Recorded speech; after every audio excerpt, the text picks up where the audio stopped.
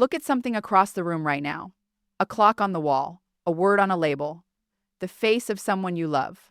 Is it sharp, or is there a soft haze around the edges that was not there 5 years ago?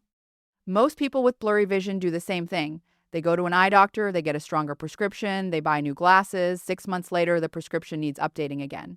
The glasses get stronger and stronger while the vision keeps getting worse. Here is what almost nobody tells those people. The glasses are not treating your vision problem, they are compensating for it. And the reason your vision keeps deteriorating, the actual biological reason, has almost nothing to do with your eyes.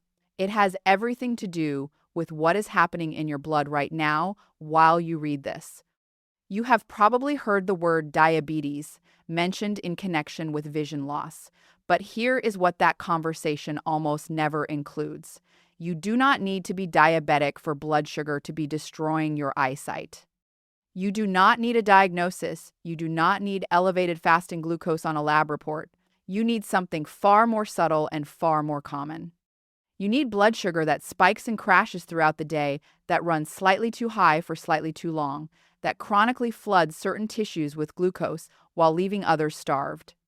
That pattern, which research suggests affects the majority of Americans over 55, quietly damages the most metabolically vulnerable tissue in your entire body. Your eyes. The retina, the thin sheet of light-sensitive tissue at the back of your eye, has the highest metabolic demand of any tissue in the human body. Gram for gram, it consumes more oxygen and more glucose than your brain. It is extraordinarily active and extraordinarily sensitive. And when the glucose supply becomes dysregulated, the retina pays the first price. There is no billing code for explaining this at a standard eye appointment.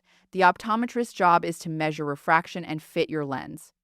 Nobody in that system is going to sit with you and explain the specific metabolic mechanisms by which blood sugar is degrading your vision and give you the protocol that addresses each one. That is exactly what this video exists for. Before we go any further, I need to name the symptoms that mean you stop watching and call a doctor today, not tomorrow, today. Sudden vision loss in one eye that came on in hours or days. A curtain or shadow moving across your visual field. A sudden flood of new floaters, dozens of dark spots or strings appearing at once where there were none before. Flashing lights in your peripheral vision that come and go repeatedly. Any one of those signs points to acute retinal damage or detachment. These are emergencies. No protocol in this video applies to those situations. You need a same-day ophthalmology evaluation. If none of those apply to you, if what you have is gradual blurring, difficulty reading fine print that has worsened over months, halos around lights at night, or a general haziness that your glasses no longer fully correct, then stay with me, because what I am about to describe is almost certainly happening in your body right now. Let us start with something that happens to almost everyone with variable blood sugar and that almost nobody has ever had properly explained to them. Your eye's lens, the transparent structure that sits just behind your pupil and focuses light onto the retina, is made almost entirely of water and protein. It has no blood vessels. It cannot receive nutrients from circulation the way your organs do. Instead, it absorbs glucose directly from the fluid that surrounds it. When blood glucose rises rapidly after a meal, the glucose concentration in that surrounding fluid rises with it. And glucose, when it enters the lens in excess, gets converted by an enzyme inside the lens into a compound called sorbitol. Here is the problem. Sorbitol cannot leave the lens. It has no exit route. It accumulates inside, and because it is osmotically active, meaning it pulls water toward itself the way a dry sponge draws moisture from a wet surface, the lens physically absorbs water and swells. A swollen lens cannot focus correctly. The focal point shifts. Things that were sharp become soft. Print that you could read in good light becomes a blur. This is not a permanent change in the structure of your eye. It is a fluid shift. It is reversible. And it explains something that confuses millions of people. Why vision is noticeably worse some days than others. Why it is sharper in the morning before eating than in the late afternoon. Why a prescription from 6 months ago suddenly feels wrong. Your vision is not randomly changing. Your lens is inflating and deflating based on your blood sugar. The second mechanism is slower, more silent, and ultimately more destructive. The retina is fed by the smallest blood vessels in the human body, capillaries so fine that red blood cells pass through them single file. These vessels are the lifeline of your visual system. Without them, the photoreceptors, the 130 million cells in your retina that convert light into the signal your brain reads as vision, receive no oxygen, no fuel, and no repair capacity. Chronically elevated blood sugar damages these capillaries through a process called glycation. Glycation is what happens when glucose molecules attach to proteins and fats, chemically bonding to them, deforming their structure, rendering them stiff and dysfunctional. Think of this way. Your capillary walls are built from flexible proteins. They are designed to expand and contract, to regulate what passes through them, to remain intact under pressure. When glucose glycates those proteins, the walls stiffen and thicken. Like a rubber hose that very slowly turns to ceramic, it loses its flexibility, it becomes brittle, it develops leaks. When the capillaries feeding your retina begin to leak, fluid and blood seep into the surrounding tissue. The retina swells. Visual signals become distorted. This is the beginning of what clinicians call diabetic retinopathy, but the underlying process, capillary glycation, begins years and sometimes decades before any diagnosis is made. You do not need a diabetes diagnosis for this to be happening. You need cumulative glycation exposure. And cumulative glycation exposure is a function of how high your blood sugar runs, how often, and for how long, not whether a number on a lab test has crossed a clinical threshold. The third mechanism targets a different part of your eye, and this one is most directly connected to what you eat. The macula is the small central region of the retina responsible for your sharpest, most detailed vision. Reading, recognizing faces, seeing fine print. The macula has the highest concentration of cone photoreceptors in the eye, and it is the structure that degenerates in macular degeneration, one of the leading causes of irreversible vision loss in people over 60. The macula contains two carotenoid pigments, lutein and zeaxanthin, that act as its primary defense against oxidative damage. These pigments absorb blue and ultraviolet light before it can reach and damage the delicate photoreceptors underneath. They are the macula's built-in internal filter. Chronic blood sugar dysregulation floods retinal tissue with oxidative stress and overproduction of chemically reactive molecules called free radicals that damage cell structures. Lutein and zeaxanthin are consumed in neutralizing those free radicals. They are depleted faster than the body can replenish them. And when the macula's protective pigment runs low, light reaches the photoreceptors unfiltered. Damage accumulates, visual acuity falls. Most people over 60 are already low in these pigments because their diets are low in dark green leafy vegetables. Add blood sugar dysregulation and the depletion accelerates significantly. The fourth mechanism connects your vision to something you probably think of as entirely unrelated, your kidneys. The eye and the kidney share an important biological feature. Both are heavily supplied by a particular type of tiny vessel that is uniquely vulnerable to glycation damage. This is why, in people with long-standing blood sugar dysregulation, kidney function and retinal function tend to decline together.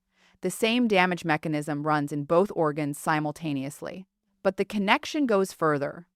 When kidney function begins to decline, a cascade follows. Fluid retention increases, blood pressure rises, and the delicate pressure balance inside the eye, called intraocular pressure, is affected. Elevated intraocular pressure is the primary driver of glaucoma, the condition that progressively destroys the optic nerve. Glaucoma produces no pain. It takes peripheral vision first, so slowly that most people do not notice until significant damage has already occurred. And the metabolic chain connecting blood sugar dysregulation to microvascular damage, to kidney strain, to elevated intraocular pressure, to optic nerve injury is rarely presented as the single connected sequence it actually is. It is connected. The mechanism flows in one direction, blood sugar first and vision loss downstream. Consider someone I'll call Eleanor. 67 years old, retired, reasonably fit, no diabetes diagnosis. She went to her optometrist twice in 3 years, and both times came away with a stronger prescription. The optometrist noted early drusen deposits, small protein accumulations under the retina associated with macular degeneration risk, but said there was nothing to do except monitor them. Eleanor was told to eat more leafy greens and wear good sunglasses. She did both. The vision kept getting worse. When she described her symptoms more carefully, a pattern emerged. The blurring was worse in the late afternoon. It was noticeably better in the morning before eating. After a larger dinner, pasta, bread, something sweet for dessert, the halos around the bedroom lamp were nearly unbearable. After a day of eating mostly protein and vegetables, her vision was measurably clearer. She had not connected those observations because nobody had told her that her lens was physically swelling after glucose spikes. Nobody had told her that the fine vessels feeding her retina were being damaged by the same metabolic process. Her fasting glucose was 102, not diabetic, not even pre-diabetic by most clinical definitions, a number that generates no intervention at a standard appointment. But her postprandial glucose, the spike after eating, had never been measured, and it is the spike, not the fasting number, that drives the mechanisms we have been discussing. Eleanor worked through the protocol I am about to describe for 4 months. The afternoon blurring reduced within the first 6 weeks. The halos diminished. Her drusen progression stabilized on her next imaging evaluation. Not reversed, the damage already done does not undo itself, but stopped, because the environment causing it had changed. The fifth mechanism is the most immediately correctable. 3 nutrients are specifically critical for retinal health and specifically depleted by the metabolic conditions we have covered. Thiamine vitamin B1 is essential for glucose metabolism in neurons and in the specialized cells of the retina. When blood sugar is chronically elevated, thiamine is consumed at an accelerated rate in processing the excess glucose load. Research indicates that a significant proportion of people with blood sugar dysregulation are functionally deficient in thiamine even when standard blood levels appear normal, because the tissue demand is outpacing the supply. Thiamine deficiency in the retina impairs the ganglion cells that carry visual signals from the retina to the brain. The signal does not disappear, it degrades. Vision becomes less sharp, less contrasty, less crisp, even when the structural health of the eye appears intact on imaging. Magnesium is involved in more than 300 enzymatic reactions, including the mechanisms that regulate blood vessel tone and protect against oxidative damage in neural tissue. It is also required for proper insulin signaling, meaning that magnesium deficiency makes blood sugar dysregulation worse, which increases retinal damage, which is why the two conditions compound each other into a progressively worsening loop. Clinical research estimates that the majority of Americans over 60 are insufficient in magnesium, and most have no idea because magnesium is not included on a standard metabolic panel. Zinc. The retina has one of the highest zinc concentrations of any tissue in the human body. Zinc is essential for the visual cycle, the biochemical sequence by which light signals are converted to neural signals, and for the enzymes that protect retinal tissue from oxidative damage. Zinc absorption decreases with age, particularly in people whose stomach acid has declined, which is the majority of people over 60. When zinc falls low, the visual cycle runs less efficiently, and the retina's antioxidant defenses are weakened at exactly the moment they need to be strongest. 3 nutrients, all depleted by the same metabolic conditions driving the other 4 mechanisms, and all replenishable through specific, accessible foods. Here is the protocol. Morning, begin the day with a blood sugar stable meal before consuming any simple carbohydrate. 2 eggs with a small portion of smoked fish, or full-fat plain yogurt with a tablespoon of ground flaxseed. This is not about eliminating carbohydrates. It is about sequencing and timing. A morning meal built on protein and fat blunts the early glucose spike and reduces the sorbitol accumulation in the lens that occurs in the 2 hours after eating. The morning glucose response sets the metabolic tone for the rest of the day. Start it flat. Add cooked leafy greens at some point during the morning or early afternoon. Cook spinach, cook kale, cook collard greens, not raw. Cooking breaks down the cellular walls that lock lutein and zeaxanthin inside the plant.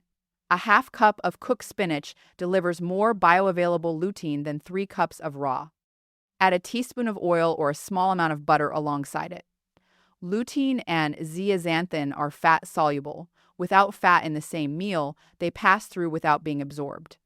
Daytime.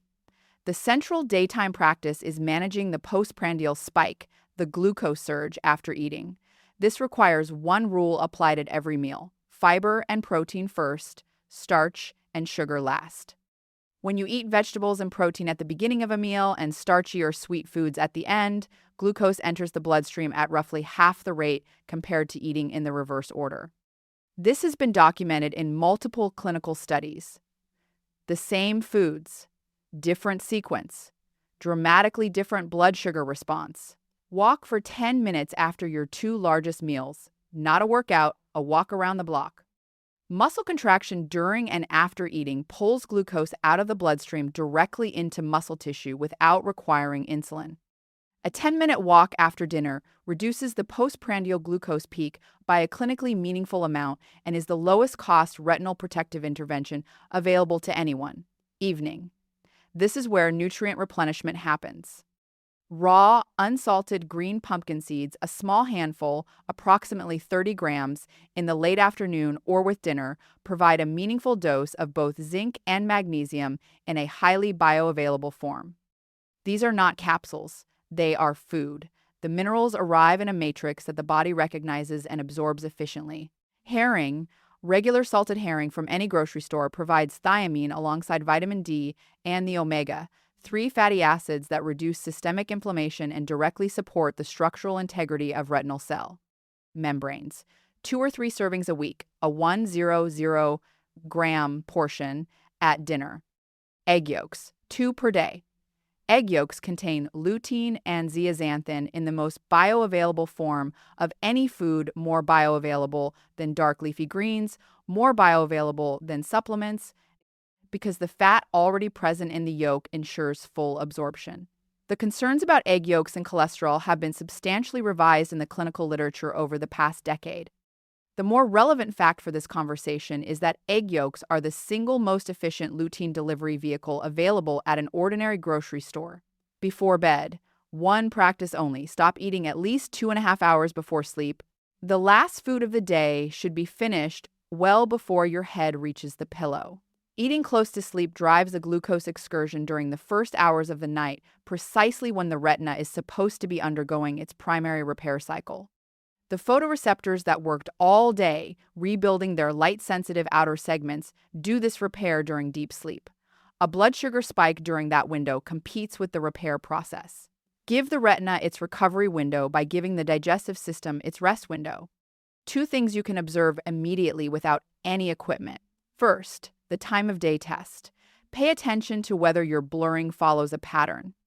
Worse, 30 to 90 minutes after eating, particularly after starchy or sweet meals, and noticeably better in the morning before breakfast. That is the lens swelling pattern. That is blood sugar driving the blurring, not irreversible structural disease. Second, the 7-day food journal. For 1 week, write down what you ate and note your vision quality 1 hour later. Not in detail, just clear or blurry, better or worse than this morning. Most people who do this for 7 days see a pattern their eye doctor never told them to look for because eye doctors do not ask what you had for lunch. How old are you? Write it in the comments. I want to know who is watching because the timeline of these mechanisms, how quickly glycation damage accumulates, how fast lutein and zeaxanthin are depleted, how significantly zinc and magnesium absorption falls, shifts with each decade past 55. Knowing your age helps me shape what this channel covers next. 5 steps for tonight. 1. At your next meal, eat the vegetables and protein first. Put the bread, rice, or sweet item last. 2. Walk for 10 minutes after dinner. Not tomorrow, tonight. 3. Buy raw unsalted pumpkin seeds tomorrow. Start with a handful in the afternoon. 4. Add 2 egg yolks to tomorrow's breakfast. 5. Set a hard stop on eating 2.5 hours before you plan to sleep. Start that tonight. The prescription you keep updating is not the answer. The answer is changing the metabolic environment that is causing the deterioration in the first place. Your retina is not failing because you are getting older. It is failing because it is being bathed in a chemical environment that is slowly damaging the finest blood vessels and the most energy-intensive tissue in your body. That environment can be changed. Not with a procedure, not with a medication, with the sequence of your meals, a handful of seeds, 2 egg yolks, and 10 minutes of walking after dinner. Your eyes are not the problem. They are the report. Now you know how to read it.